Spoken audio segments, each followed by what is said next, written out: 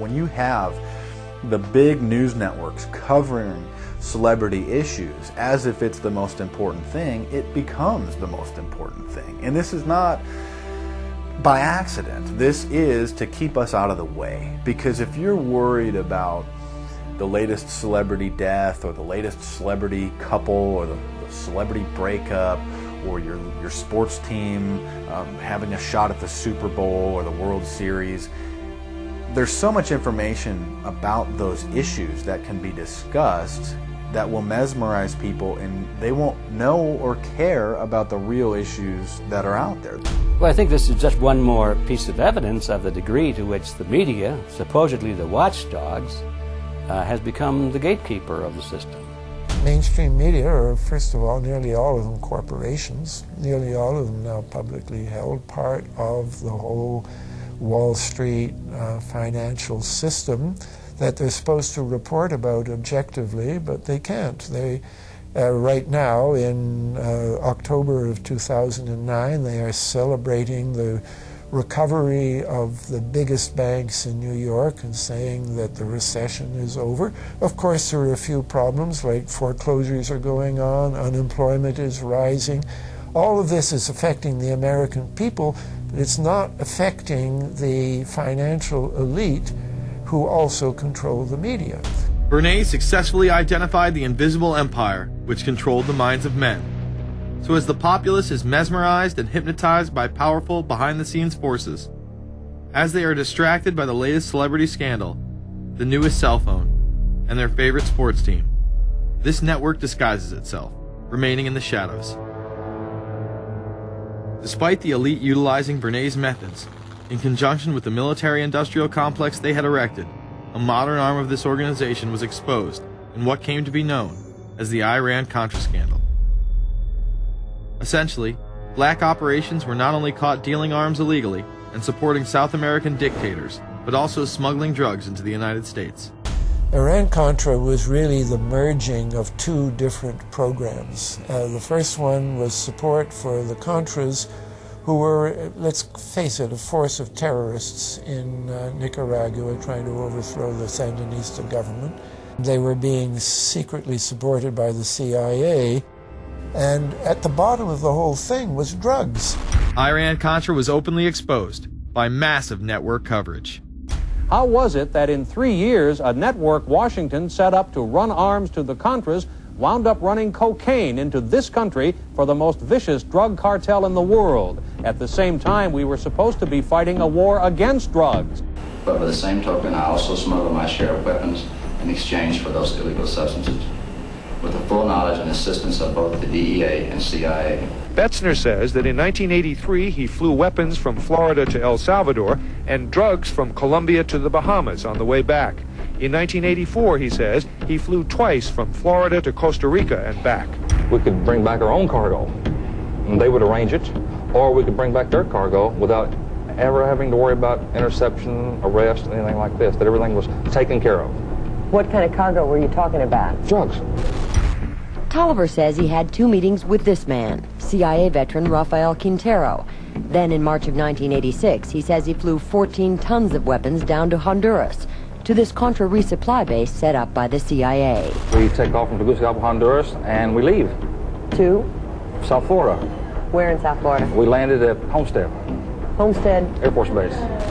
This is the plane Tolliver says he used. The plane traces to a company that had a State Department contract to fly humanitarian supplies to the Contras. In addition to that, 3 dozen sources confirm the basic scheme. We can now report that long before that operation began, there was another operation to provide guns for the Contras, which was also against the law. In this operation, Americans and Israelis provided arms to the Contras, and then the same network smuggled drugs into the United States. The operation was launched in spring of 1983 at Washington's request, with at least $20 million of Israeli government money later reimbursed, we're told, from U.S. Covert Operations Fund. For about 5 years, people were flying arms into Iran, and most of them came from Israel. The Israelis purchased the weapons from Poland and Czechoslovakia and began shipping them secretly from Yugoslavia. to Bolivia, and then to Panama. The Israeli liaison man there, this man, Michael Harari, until recently a close aide to Panama's strongman, General Manuel Noriega. You'd bring the ship into Colombia, you would load drugs aboard it, and you would bring those drugs back to Panama with you. But bringing that stuff into the United States, that was something else.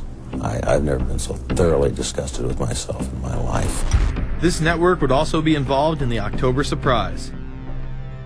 We really can't understand that unless we understand the so-called October surprise in the 1980 election, which is, I think, unquestionably Republicans, including William Casey, who later became Reagan's head of the CIA, negotiated with the Iranians for them not to release the hostages which were being held in Iran to Carter, but to wait until the Carter was defeated and the Republicans were in. That is what actually happened, that the hostages were only released on the day that Carter left office and Reagan came in. Unbelievably, this same network would even be linked to the BCCI banking scandal by journalist Danny Casolaro.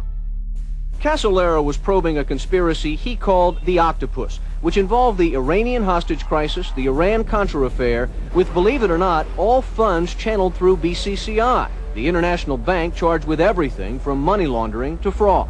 BCCI, it's a shadowy international bank linked to terrorists, drug runners, and dictators. Little was known about BCCI until 6 of its top officers were arrested in Tampa in October of 1988 on charges of laundering drug money for Colombian cocaine bosses. The BCCI men were convicted, and the bank itself pleaded guilty. But for some reason, the bank was allowed to continue to operate all over the world. There are indications that some of the reluctance to prosecute this bank stem from the favors it did. For the favors it did for intelligence services everywhere. Too many secrets of too many countries, too many prominent people, too many hands-on, and that makes it desirable that this entire affair be forgotten. It began to become clear that the global traffic of drugs were funding violent dictators, rigging elections, supporting the arms trade, and enforcing the assassination of anyone who got in the way. Casolaro was found dead for his efforts in exposing this network. His death, of course, ruled a suicide. He was meeting a source in West Virginia. He was about to discover all.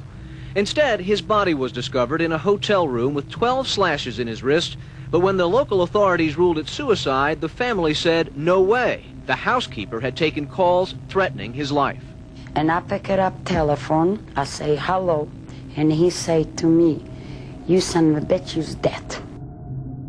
Casolaro would not be the only person involved in the scandal to wind up in a casket. Meet Barry Seal. At first, the media portrayed Seal as a drug dealer gone good, who was assassinated by the Colombian mafia. Authorities believe last night's machine gun killing of top drug informant Barry Seal was ordered by drug bosses in Medellin, Colombia, who sent 5 men to Baton Rouge to kill Seal. Sam Dalton was the lawyer that represented the Colombian hitmen convicted of his assassination. We were trying to subpoena the CIA because we felt like they had documents, exhibits, and evidence that would indicate complicity in Seal's assassination. When they were able to gain access of Barry Seal's trunk the night of the murder, the personal phone number of none other than George H.W. Bush was present. Louis Unglesby, the former attorney for Mr. Seal, also confirms that he once called the office of the vice president after Seal had given him the number. You see, the Black Ops drug smuggling operation had not yet been exposed, and intelligence couldn't take any chances. It was later revealed that Seal was involved in smuggling cocaine into Mena, Arkansas, while Bill Clinton sat as governor.